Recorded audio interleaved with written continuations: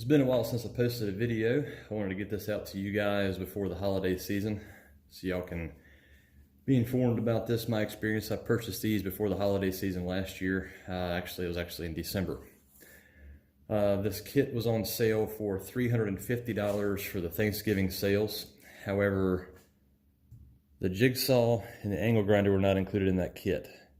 It came back later for a Christmas sale and then added 2 more tools that you could put in the bundle for the same price of $350. So I wanted to let y'all know how things are going with this. I did end up purchasing the skill saw separate. It's brushless. And with that, it also came with the bag that you can put everything in.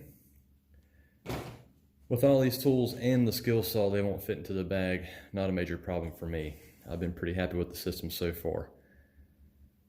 All right, now let's take a look at these and I'll tell you how things have been going with them. Now with the reciprocating saw here, it's done quite well. It's just pretty standard. Feels good in the hands and all that.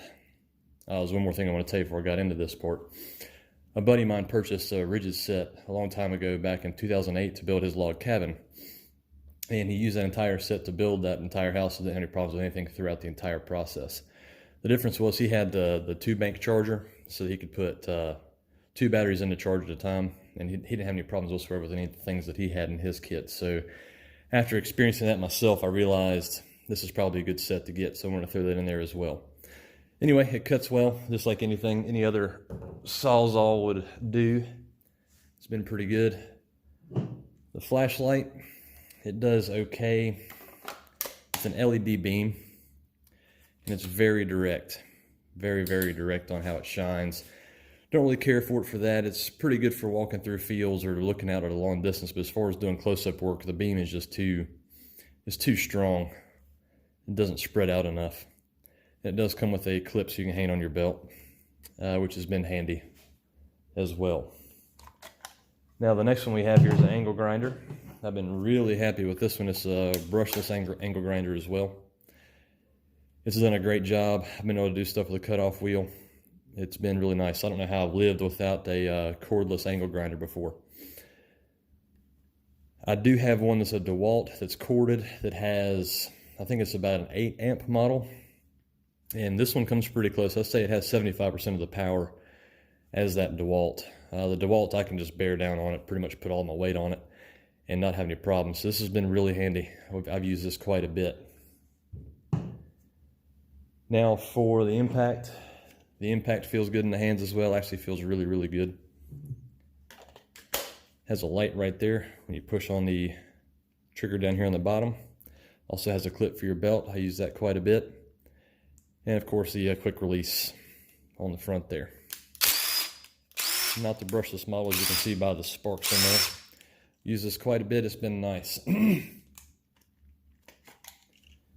Now next is the little radio that came with it, Bluetooth radio.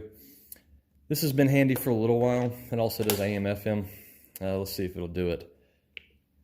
And it won't turn on. We had this problem after about 6 months after purchasing it. If you push the button over and over and over again, it may or may not come on.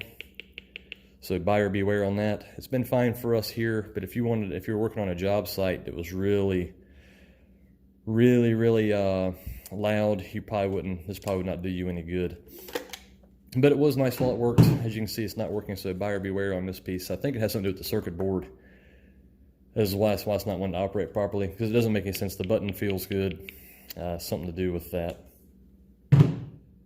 Alrighty, next we have the drill.